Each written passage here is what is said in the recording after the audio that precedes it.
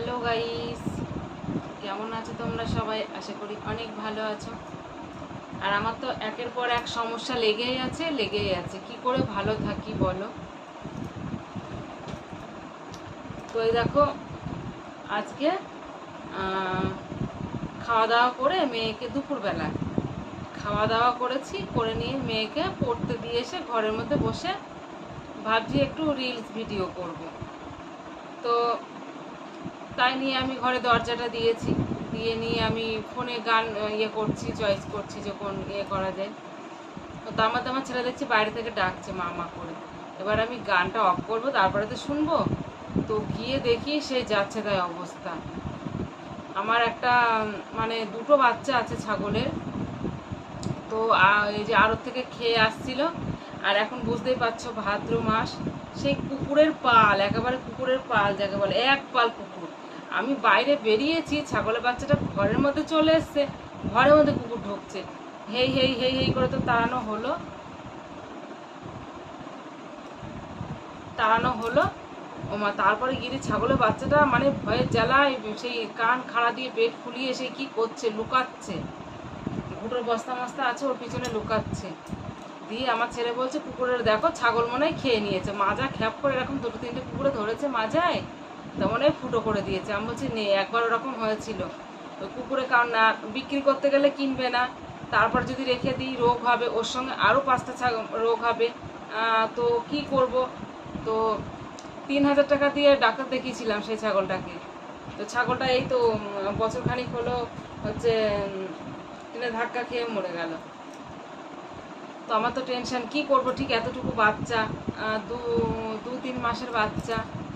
তো তারপর আবার দেখলাম ভালো করে, আমার যে ফোনের লাইটটা ফ্ল্যাশটা জেলে নিয়ে ভালো করে সব লোম করে করে দেখলাম কোথাও ফুটো হয়নি বা আঁচড়ায়নি।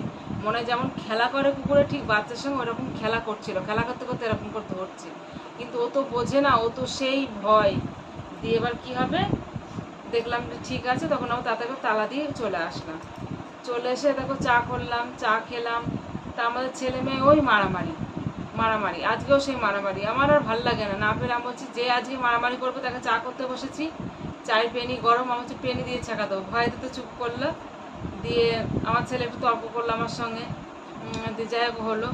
তারপরে দেখো চা মুড়ি খেয়েছে, আজকে একটা বিস্কুট পাইনি, চা মুড়ি খেয়েছে, খেয়ে দেখো দুই ভাই বোনে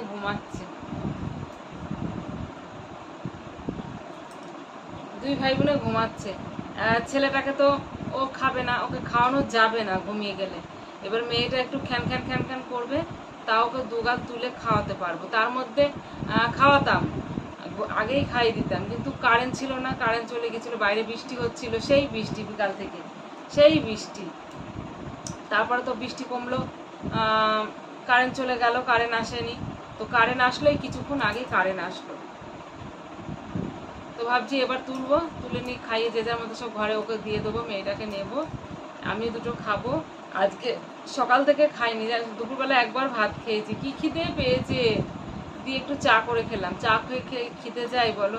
এখন আবার দুটো ভাত খাবো।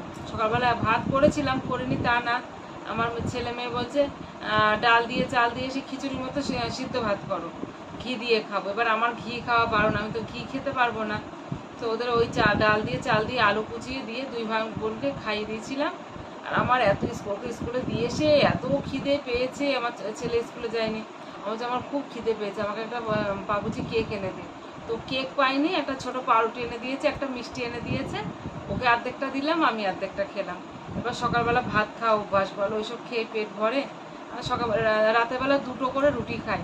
এবার যদি সকালবেলা দুটো ভাত না খাই তাহলে বাঁচি বলো? এমনি মাথা ঘোরে, অসুস্থ মানুষ, অপারেশন করে কেবল উঠলাম, শরীর এখন দুর্বল, মানে বসে থাকলেও মাথা ঘোরে, শুয়ে থাকলেও মাথা ঘোরে, এরকম অবস্থা। যদি খাওয়া দাওয়াটা, অন্য কিছু তো কিছুই খাই না, ফল ফুলারি হ্যাড্ডা ব্যাড্ডা কিছুই খাই না, সে অপারেশন করে 2 দিন খেয়েছিলাম, কিছুই খাই না, শুধু ওই ভাত রুটির ওপরেই আছি। তো তারপরেও যদি না টাইমে না খেতে পারি তাহলে কি করে বাঁচি বলো? তো যাই, অনেকটা রাত হয়ে গেল, মেয়েটাকেও খাই দিই, নিজেও খাই, আর তারপর আবার লাইভে তোমাদের সঙ্গে গল্প করতে হবে।